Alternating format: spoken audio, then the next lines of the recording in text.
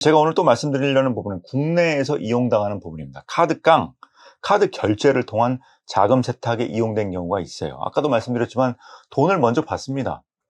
돈을 먼저 받고 그 돈으로 카드 결제를 하는 것처럼 유도를 시켜서 허위의 어떤 매출 거래를 만들게 한 다음에 그 카드 결제를 하게 해서 그 대금이 다시 범죄 조직으로 이동되게 하는 것이거든요. 사실 이 범죄는 뭐 컴퓨터 사용 사기죄, 그냥 사기죄, 뭐 범죄 수익 은닉 혐의 여러 가지로 의율될 수 있습니다. 사실 행위 자체를 평가하는 데 있어서 어떤 정도로 가담을 했고 어느 정도 인식을 했느냐.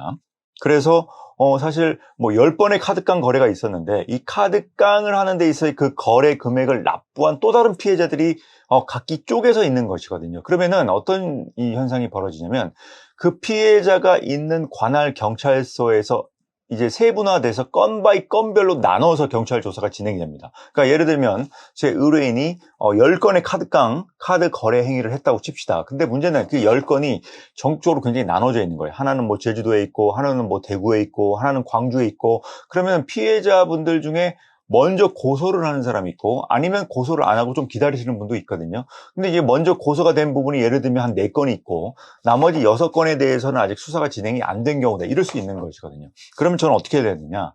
먼저 이 4건에 대해서 이 카드깡 자금 세탁을 한 의뢰인의 어떤 관할 경찰서로 이 사건을 다 모아야 됩니다. 사건을 모으는 것도 있고요. 그리고 지금 아직 조사가 되지 않은 나머지 혐의에 대해서도 사실 내가 이렇게 카드깡 자금 세탁 그런 어떤 범행에 이용당했습니다. 저는 불법적인 것을 몰랐습니다. 다만 이용당했고 제가 스스로 범행을 중단하고 자수를 하는 것입니다 라고 해야 아무래도 나머지 사건이랑 또 병합을 해서 조사를 받는데 굉장히 유리한 부분이 될 수 있겠죠. 그렇지 않고 가만히 기다리다 보면 선행사건으로 먼저 처벌을 당한 다음에 그걸로 인해서 뭐 시정이 나오든 집행유예가 나오든 어떤 결과가 나온 다음에 다 끝났구나라고 생각을 하던 통에 또 조사를 받을 수 있거든요. 그러면은 어떻게 보면 한꺼번에 모아가지고 조사를 받을 수가 있는데 계속 나눠서 조사를 받게 되면 우선 변호사 비용도 많이 들고 어떤 수사 과정든 재판 과정도 굉장히 길어지게 되고 그거는 굉장히 불리한 부분이거든요. 그리고 형을 각형으로 나눠서 받는 것은 아무래도 한꺼번에 모아서 받는 것보다는 충격이 더